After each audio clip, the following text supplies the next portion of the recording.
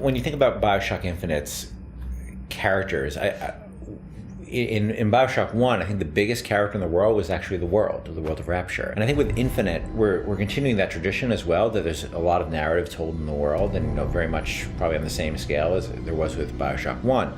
But we also saw an opportunity to bring the dynamic element of storytelling to the characters.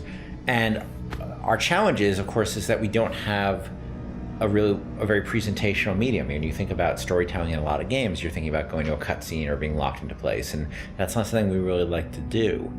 And so we created this character named, two characters, Booker and Elizabeth. One who's a character you inhabit, and the other one is a character that the AI inhabits. Back there at the shop, what you asked me to do. Let's not discuss it. No, what did that thing do to you? If he were to take me back, that's death, Mr. DeWitt. Or something so like it, I cannot tell the difference. Booker is, I think you're going to see him be multi-dimensional throughout the game. Starts off very, very simple, and if you know history at all, he's a former Pinkerton agent, which those were bad guys. Bad guys feared the Pinkertons. And the fact that he was kicked out of the Pinkerton agency should kind of give you a little bit of insight into what kind of guy he is. He's seen a lot, he's done a lot. He's got a lot to make penance for.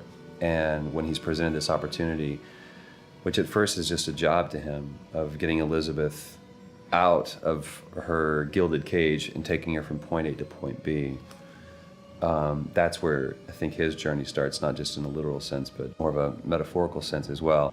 Looks as if some desperate fella called this place home. What does that make us?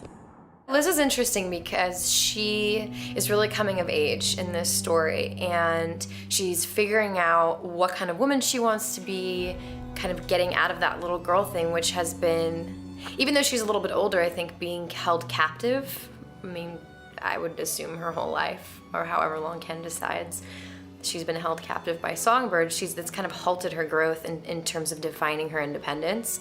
So she's figuring that out, and she's very sweet, very compassionate, and also very headstrong, which I like that about her.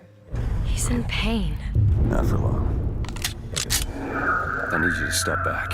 Wait, there's a tear.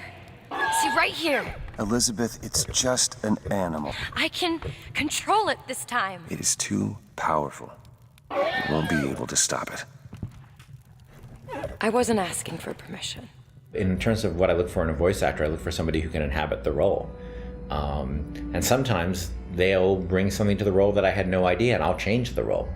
With both of them, I think I saw people who sort of inhabited the basics of what I saw in the character, but they were also very good at taking direction. They're very good at responding to feedback, and that's what I mean more that it's less direction and more feedback, because a lot of times I don't really know what I want, and I'm just sort of saying, let's try in this area, and they're very open to that, and they're really generous in the process, and that's been incredibly helpful.